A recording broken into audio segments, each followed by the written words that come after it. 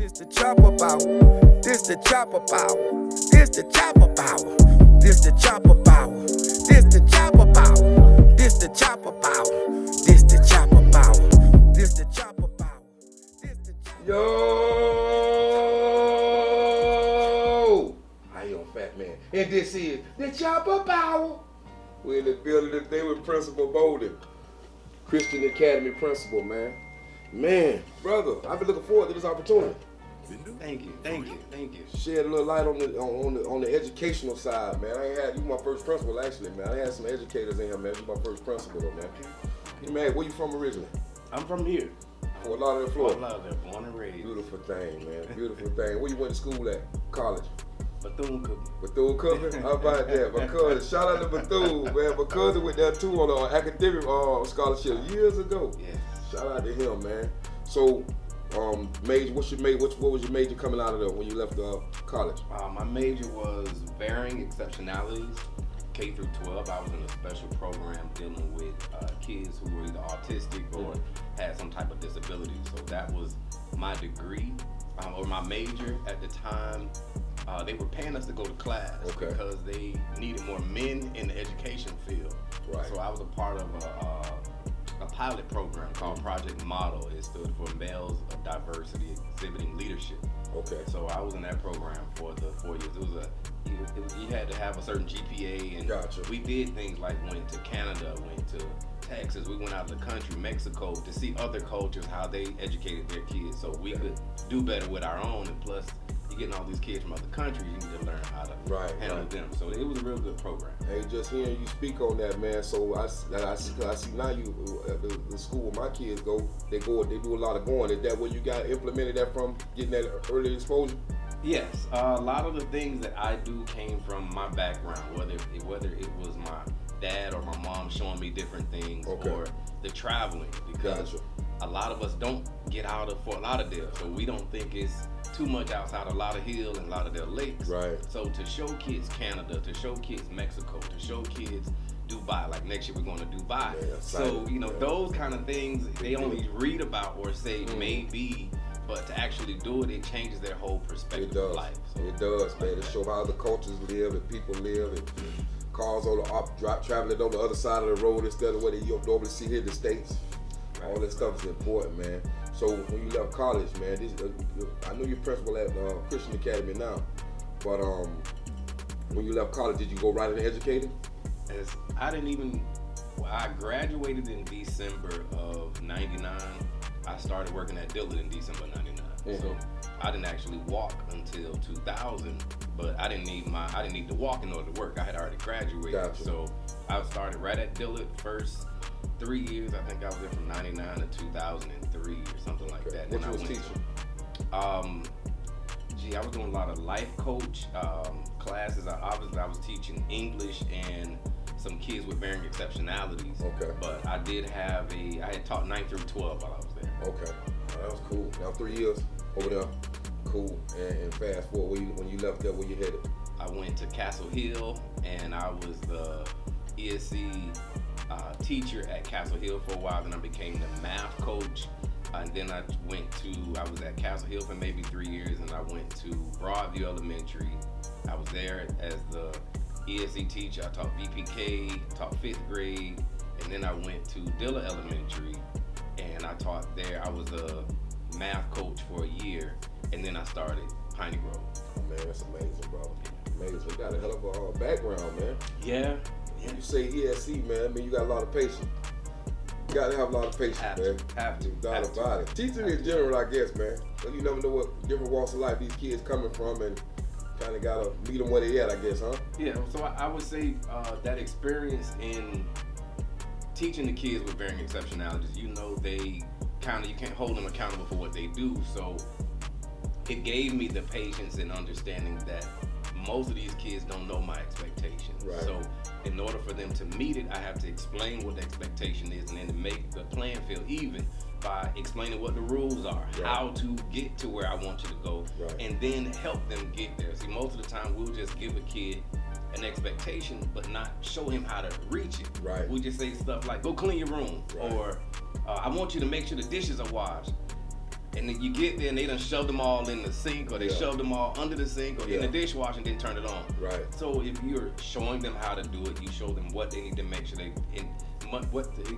they have in order to accomplish it. So now your expectation is their expectation. So same thing with dressing up. Our uniform is kind of like how I dress every day. If I'm gonna wear a suit, you're gonna look nice too. Right. I can't come looking in the suit and you're in mismatched shoes, you don't have on socks, your pants are dirty, your shirt have holes in it, it's non-name brand, it's faded. So that's why the uniform was so important, because we wanted them to feel important. If you dress in a suit or a jacket, you're not gonna be so quick to fight either. So that controls a lot of the behavior that helps them with self-motivation. And when they go other places, people say, hey, I really like how you look. So it's just reassuring that what we're doing is working. Man, what you saying right now, man, that basically carry yourself in a proper way, it kind of controls your psyche a little bit. Like, you feel like you look nice, you ain't got to be out there with the foolishness. It does. You don't have to. See, a lot of the kids come and they have a different mindset of how they should look. Right. You know, again, they're trying to be what they see on social media. Right. But when we get them, we've eliminated all of the outside variables by everybody's looking the same. Okay.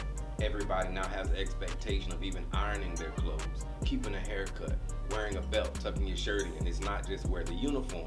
Try your best to look as good as you can, because what you do as a child, you're gonna do as an adult. Right. So if you're sloppy, lazy as a child, you're gonna be sloppy, lazy as an adult. And we try to constantly preach that so that they see the growth in themselves. So a lot of them catch it maybe after 6 or 8 months, and then some of them it takes a lot longer, because whatever the deciding factors are at home, whatever they had to happen in the past, they might not have had anybody be this blunt and direct, because I'm very transparent. I'm not gonna sugarcoat it. I'm not gonna talk behind your back. I'm gonna tell you right in your face, this is what you're doing wrong and this is how you fix it. Right. If you don't like what I'm saying, don't listen. Right. But you need to hear the truth. And a lot of us, we are afraid to tell our kids the truth in a sense of, I don't want to hurt your feelings, or I don't want you to feel bad, but if you don't do it, somebody else will. The world gonna give it to you. Exactly. Better believe it, man. So fast forward a second, that after you left regular high school setting, did you go right to being a principal from that point? Actually, I did. When I left Dilla Elementary, most people have to go through being an assistant principal and then becoming a principal. As God would have it, every school I worked in, I was always working very close with the principal. Okay. So most people thought I was the principal because the way I dressed, the way I acted, the way I conducted myself, how I dealt with kids. If there was a problem, most of the time they sent the problem to me. If there was a parent that was an issue, I dealt with them as well. Both of my parents were also principals. So they knew I was well groomed. Anyway, it was just a matter of me getting the opportunity to get the job, because I had gone on several interviews with the school board, but because of how high my parents were, they were like, nah, we ain't gonna let you get back up there, because my mom was really high in the school system. She was an area director. She was over principals. So with that, it was like, well, here are her kids coming up. They're going to follow in her footsteps. She had laid the pathway, but they started closing doors, because once she got out, it was like, no, we can't allow this. So like her kids, or me and my brothers, we were met with a lot of adversity, a lot of things prevented us from going right into leadership. So the pastor at Piney Grove, Dr. Hughes, decided to start an all-boys school, because what was happening in the public schools is the black male graduation rate was below 40%. So he said, how can I make an impact in the community? Let's start with where we are hurting the most. So he said, let's start a boys school. And I interviewed for the position and I got the position. So, and that's history, and now here we are today. Man, you know, Mr. Bolden was so fun. I'm listening to you talk about that, right? My daughter right now, she's a professor in state of Washington. She goes to school down there, she teaches down there. And like you just spoke about when your mom left, you see like the doors and stuff closed like that, and she's dealing with some of that right now. Now here it is, she got the credentials on paper to have a certain position, but she'll get overlooked because of somebody like somebody else differently, even if the credentials ain't all the way up the par. That's the politics of it. And I hated that part about it, because a lot of my cohorts or friends who were applying for positions who I know I was helping them along the way. Right. They were steady calling me for assistance when they had the job. And I'm saying, if I know more than you, why haven't I gotten the job? Right. And so I started asking my interviewers after I would finish the interview. I said, how did I do? Well, you were the best candidate, but we just don't want you for this school. Gotcha. Maybe there's another one for you. So it's like how what the Dolphins head coach said. Mm-hmm. It's just a formality. I'm interviewing you, but I already know who I want. Exactly. So that happens in just about every career. We just don't know the ins and outs. And I was fortunate or unfortunate enough to know that because I was told by several different people. Look, sorry, but we have already had somebody in mind. We just interviewed you. You did great. You were the best, but we wanted a female at this, or we wanted a white male here, or we wanted a. So it was always some type of political push. And it kind of turned me off because I'm saying I could be helping more, but you have me in this small setting where I'm only helping the kids in my classroom versus helping the entire school. No doubt. So that's where I told them I got one more year. If I don't get a job, I'm gonna walk away, and that's what I did. And then another door opened. Another door. Look at God, man. Hey, it don't get no better than that, brother. I like them type of stories, man, because we always adversity gonna come, man. It is. You know what I mean? But then when you got people that going with the other guy just because you like him better personally or you growed up with. And that's what sucks about going to get education too, I feel. The education is definitely key in life. Right. But I feel like in certain situations, it could be like a guy that cut a judge. You could be going to trial for XYZ, but the judge in your particular case, you cut his lawn. Yeah. You don't think you finna get some leeway with this guy? Yeah. And that's things that people don't really talk about. I guess it's fair. It's hard, but it's fair, especially when you got the credential to do certain things and somebody you get overlooked, but somebody that don't have that, and they give it to him before they give it to you, even though you got the paperwork. I guess it's just how this thing. So here's what that taught me. That taught me to start getting in different circles. Mm-hmm. See, I used to only hang around my type of people, my friends, or by myself. Right. But if you're trying to do anything outside of your own realm, you have to start going to different functions. Right. I started hanging around older people. I started hanging around people who I knew were supporting other people to see what I needed to do to get that same support. Right. So as Piney Grove grew, I started hanging around the people that my mom was hanging around. She's hanging around movers and shakers. She's hanging around people that are well endowed. Right. And people who I normally wouldn't hang out with, but now here I am rubbing elbows with the CEO of Brandsmart. I'm rubbing elbows with the CEO of McDonald's. He owns 47 McDonald's. Wow. I'm hanging out with the owner of the Florida Panthers. Right. I'm hanging out with the Miami Heat. Right. So now when I go to say things, people are saying my name because I've been in their circle. So that's kind of how the world moves. It's based off of who you know. Yeah. And if you've done something with them, you tutored their child, you showed them to the event,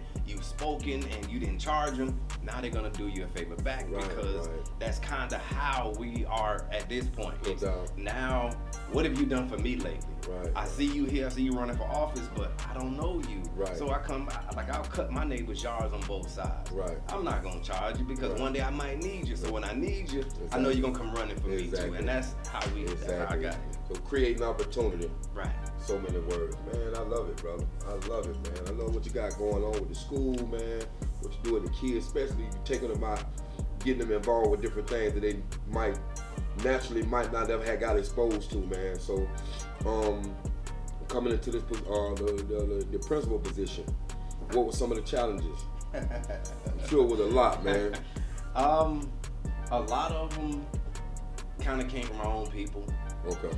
Whether it was envy, whether it was how are you able to get so successful so fast? Right. People not understanding the dynamics of what we were trying to do from being a single gender school. Okay. Why would you do that? Do you want the boys to be gay? Yeah. Or having them wear the uniforms? This is Florida. Why do you want them in long sleeve shirts? Let them wear a white shirt and shorts. To the curriculum that we chose, to the location of being in a school. At every turn there was some type of adversity, but for me, I look at it as another day. Okay. I don't carry over a bad situation.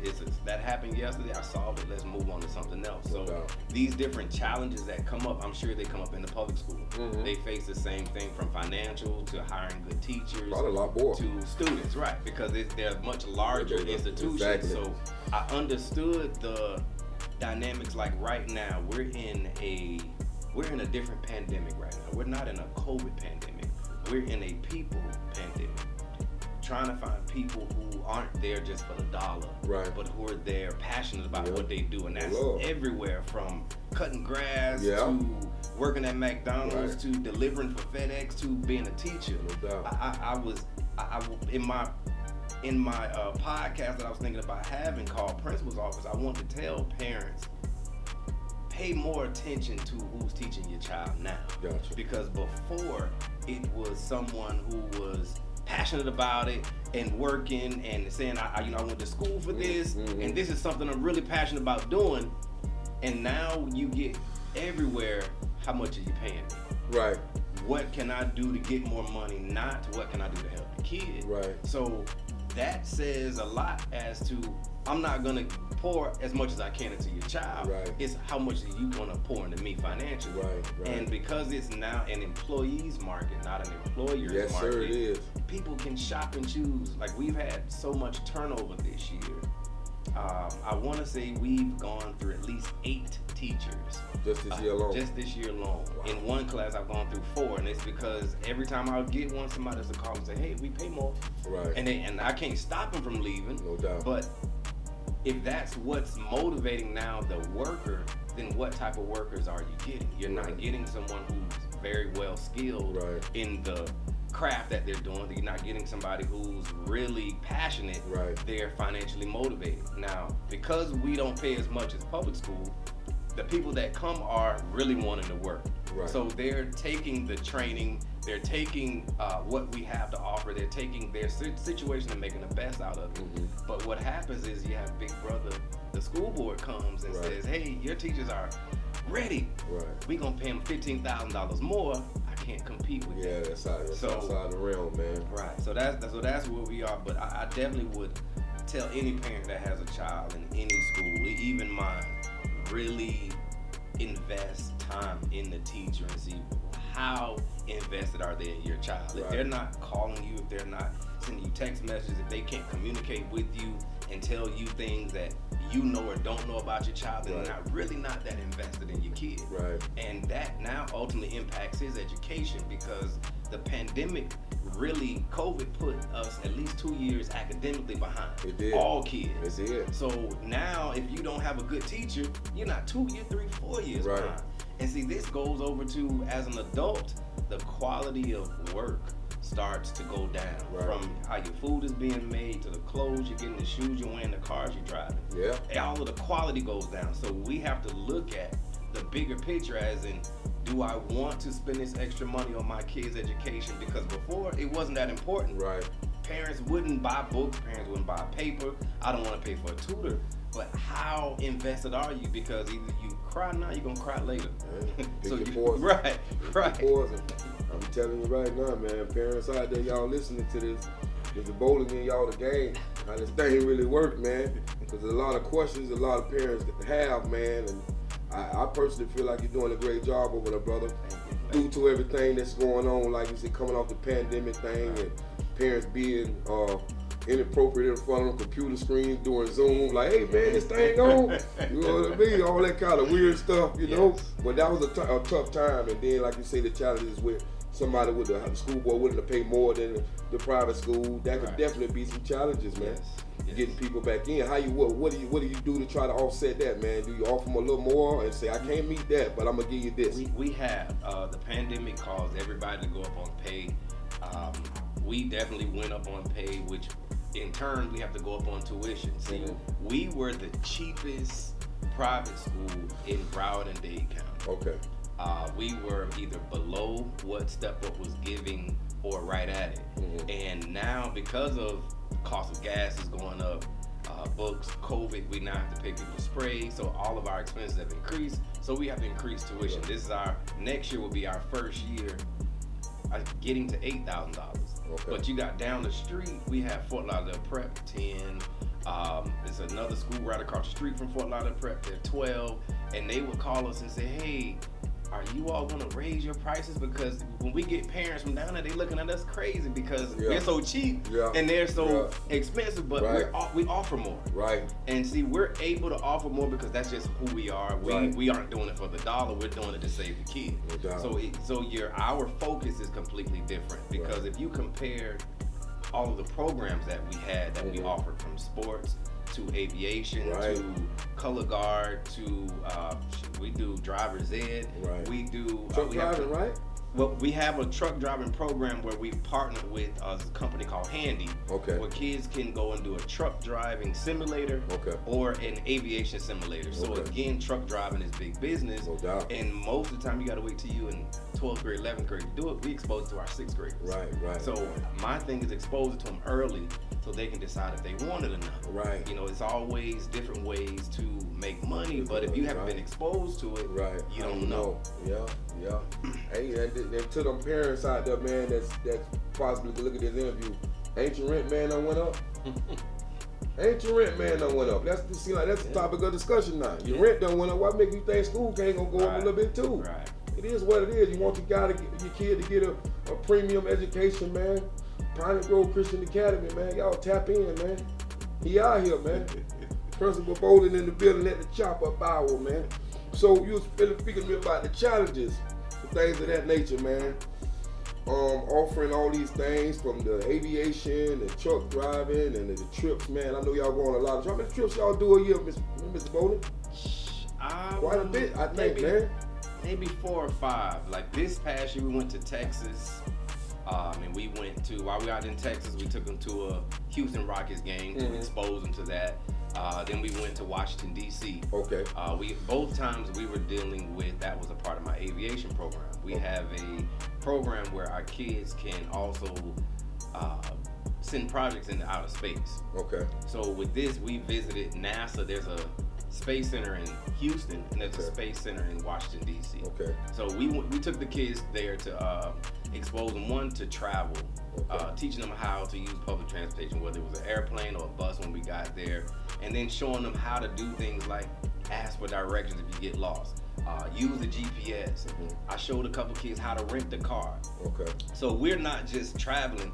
I take on the role of a parent and I say, look, y'all not just gonna sit back and watch. Right. Come up here to this counter so you can see what you need to have in order to rent this car. No doubt about it. Come to this counter at the hotel room so you know what you need to have in order to get your key if you lose your key. Right. Then we showing them how, when they go in the room, how they need to care for their belongings. Even when they leave, don't leave all your stuff hanging out. No doubt about you need to put stuff up so if the maid comes in to clean, she don't see all your money. She don't see where you got everything. Right. So those kind of things we try to teach them, because as we're traveling, we notice they don't have any experience. Right. Kids leaving their wallet on the plane, they leave their bag in the airport.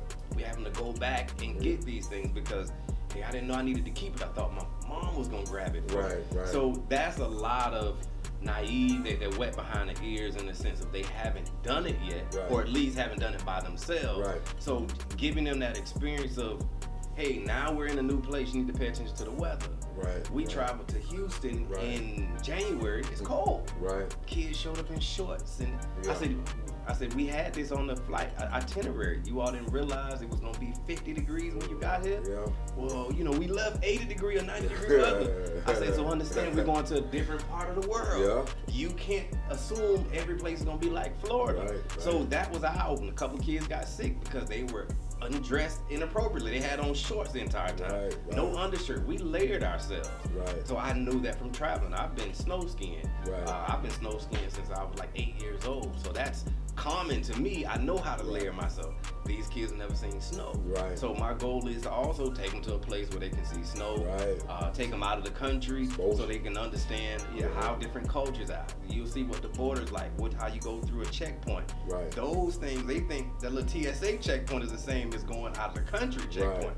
Nah, it's completely different. Yes, it is. Passports and everything. So it's just exposing them so that they could one day do it for somebody else. Right. Not just say, I did it. No, now you can show, if your parents haven't been, you can show them. If your siblings haven't been, you can show them or tell them. Or if your own kids, you can show them or tell them. So this way, we're more diverse in travel, in in other cultures and learning different jobs because, hey, I was exposed to it in school. Right. And to piggyback off of that traveling thing, the challenges you meet at the airport, I had, me and my wife went to Jamaica one time, and 3 days later, I went to Dominican by myself.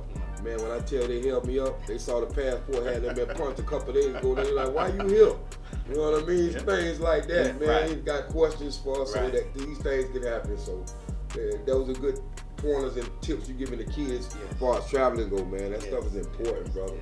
I know y'all recently, I know my daughter go there too, Piney Grove, bringing girls in. Yes. How long the girls been coming there now?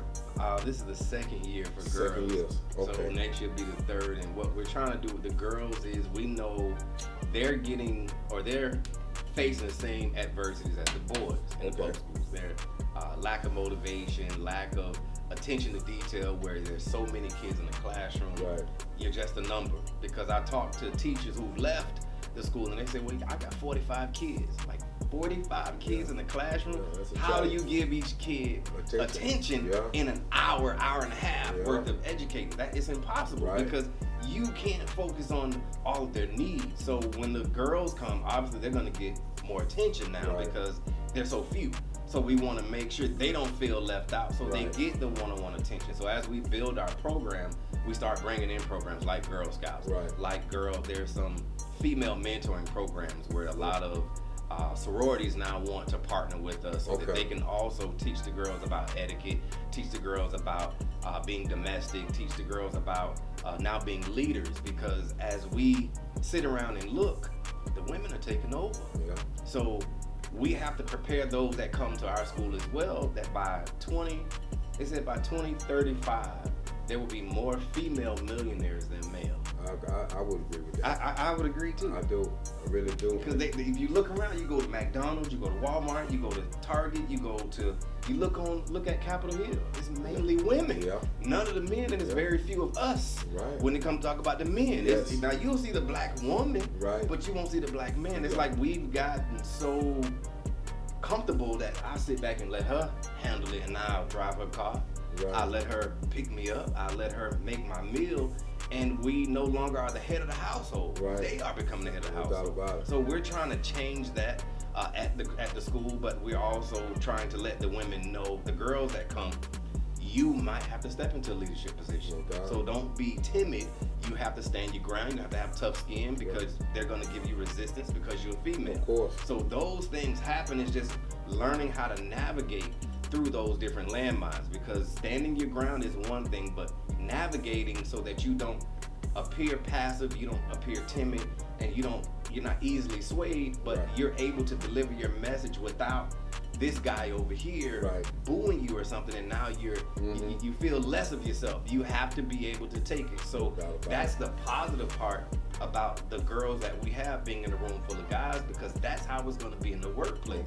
But they'll be the leader and telling them what to do. So they get the experience of not dealing with this little boy who might pick on me, who might try to cut me in line. I've stood up to you in 5th grade, so now I'm 20, I can stand up to you now as an adult. So that's the positive of the girls being there with the boys. Wow, man. So the direction that the school is going in right now, what would you say to direct with all the challenges with hiring teachers and things of that nature, and it being a market for the teachers could kind of pick and choose where they want to work at due to money.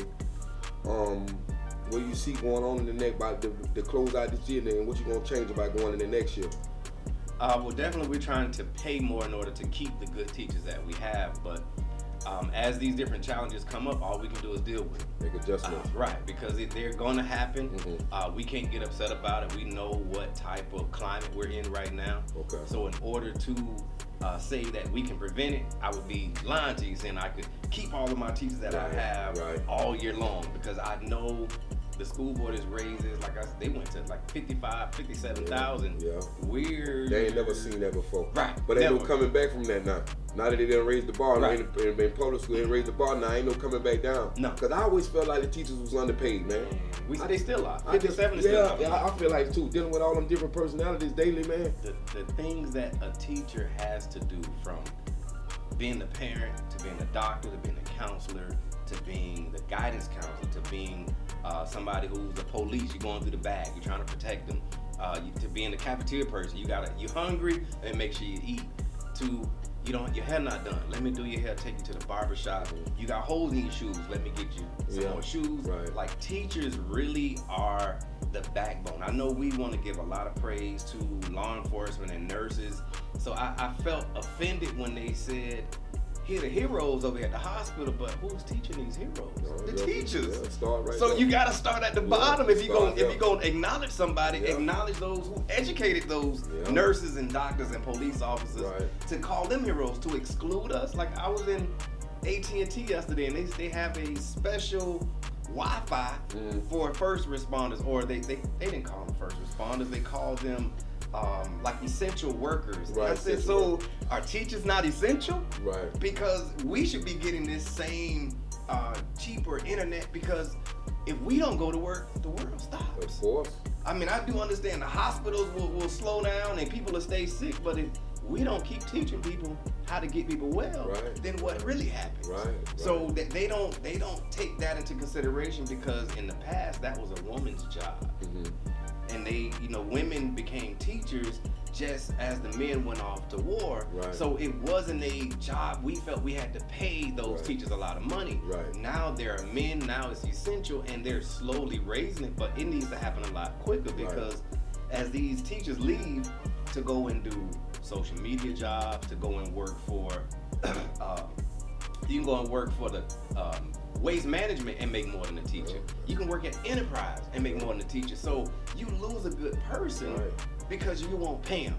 And it ultimately impacts our kids the most, because most of our kids are going to public schools. Public schools where those teachers are constantly revolving door. They leaving. More money, less stress. More money, less stress.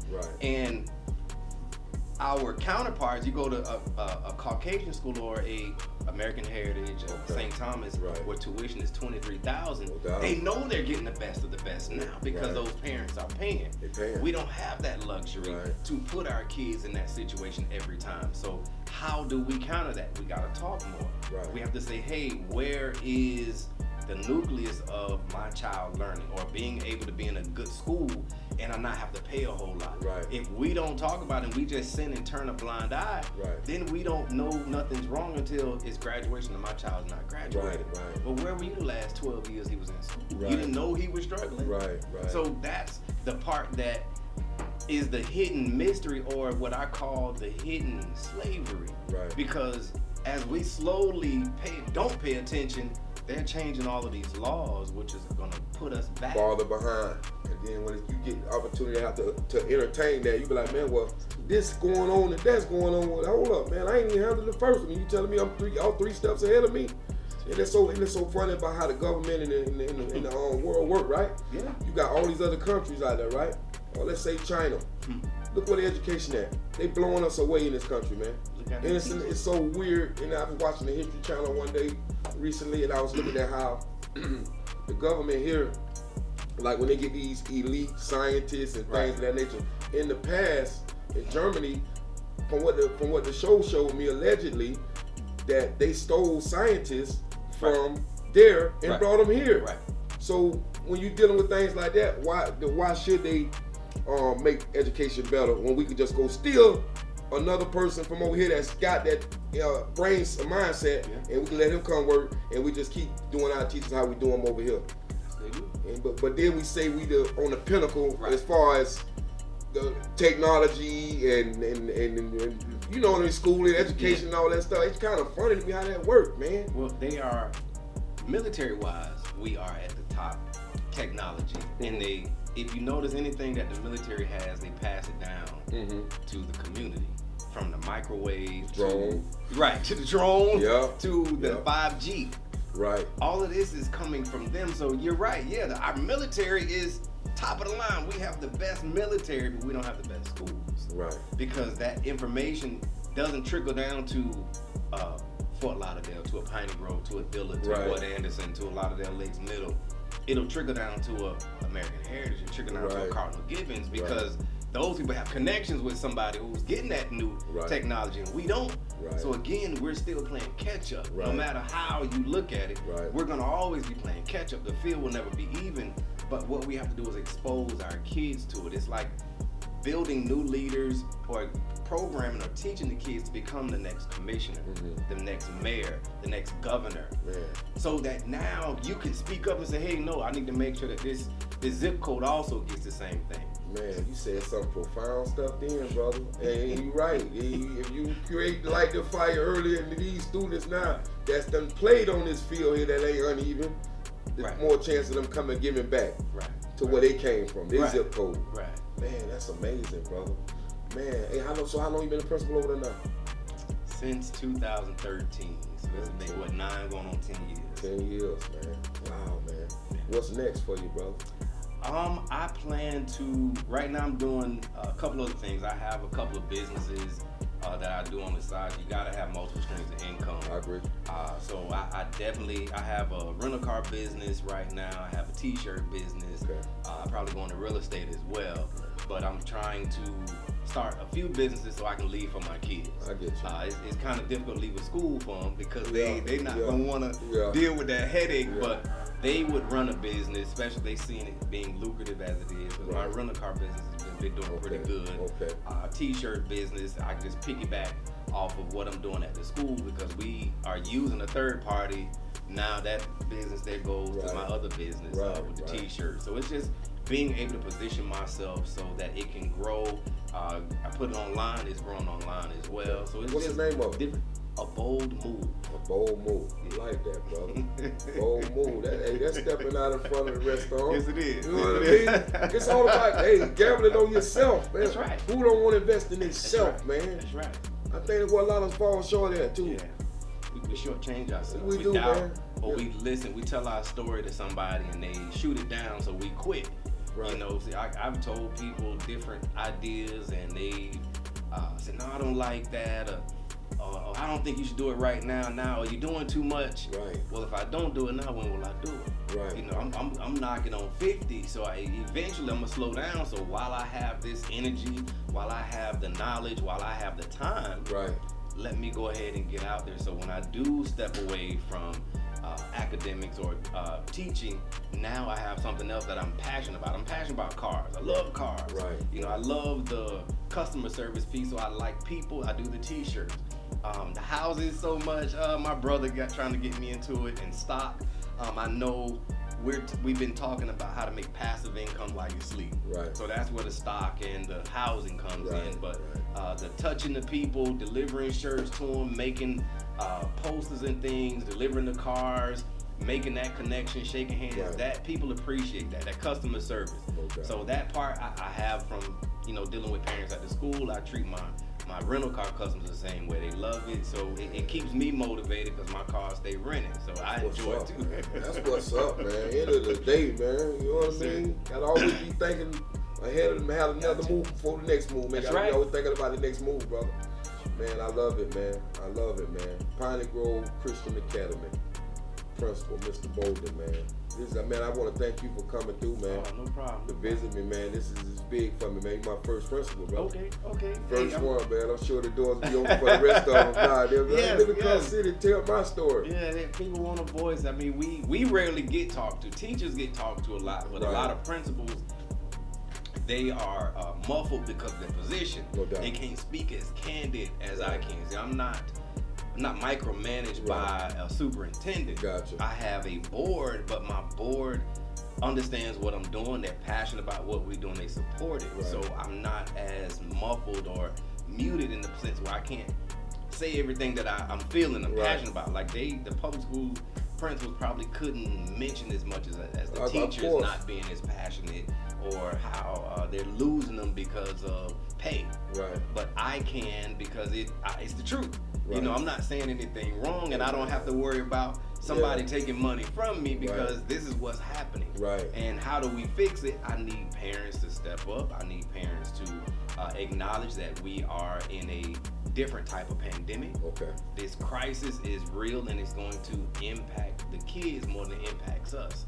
So if we don't step up and say, hey, I see what's going on, let me intervene before it's too late, We're gonna keep going to funerals like I went to today. We're gonna keep complaining and kicking kids out, and they have nowhere to stay but on the street because they're unprepared. Right. So we have to start talking more, and not just talking, because that's another reason I left school. But we would talk so much and never do anything. Right. But it's putting things into action, Right. and then you'll see results. Because when my graduates come back to see me and they say, Mr. Bolden, look, I got a 780 credit score. Look, I got 2 businesses and I'm living in Orlando by myself with 2 cars. I did what you said to do, and it's working. Right. That's what makes me keep going, because I know that I have a purpose. Right. And when I see the kids graduate and they come back and they say, thank you. I just had a kid come from Georgia. He said, look, I know I left without graduating. He said, but you made the biggest impact. He said, I'm getting ready to go off to college and I'm going to be a running back. He said, so I'm going to make sure if you still got a school, I'm going to donate to your school. Right. So those kind of things make you want to keep going, because you realize, hey, I'm not doing something bad. Right. I'm leaving my mark. And that was my whole goal. Make sure you leave your mark. Leave your mark. That's important. Yes, sir. That's important. It ain't nobody too small not to leave some sort of impact. Right. You know what I mean? Right. Man, that's huge, Mr. Bolden, man. Man, there's so much other stuff I can ask you, man. I know you are busy, man. I got you wrapped up on your Saturday, and I appreciate this so greatly, man. These doors are always open to you whenever you want to come sit and talk about something the school got going on. I'm going to get this interview out ahead of the rest, man, and let the people check it out, man, and kind of get an insight about why they should bring their kids to Piney Grove Christian Academy, man. Real dope school. Principal right here, hands-on, man. He did everything hands-on with the kids. How many kids in each class, Mr. Bolden? Anywhere between 11 and 15 at the most. Look at that. We don't have more than 15 in one More room. than 15, man. Right. He said 45 in public school, Yes. man. So y'all know what to do, man. You know what I mean? Your kid gonna get the attention he needs, man. Hey, I appreciate you again, brother. Tell the people how they can find you. You can find me on Instagram at Piney Grove Academy. You can find us on Facebook, the same name, Piney Grove Academy, Piney Grove Lions, Piney Grove Boys Academy. We have 3 on Facebook. You can stop by 4699 West Oakland Park Boulevard, Lauderdale Lakes, or you can give us a call to schedule an appointment, 954-735-1470. Come by and see us. We're always there. The last day of school is June 9th, and we start back again August 19th. See you then. Hey, there it is. Principal Bolden, Piney Grove Christian Academy. I am Fattman. This is the Dachopuphour. Y'all make sure y'all like, share, and subscribe. Yo. This the Dachopuphour. This the Dachopuphour. This the Dachopuphour. This the Dachopuphour.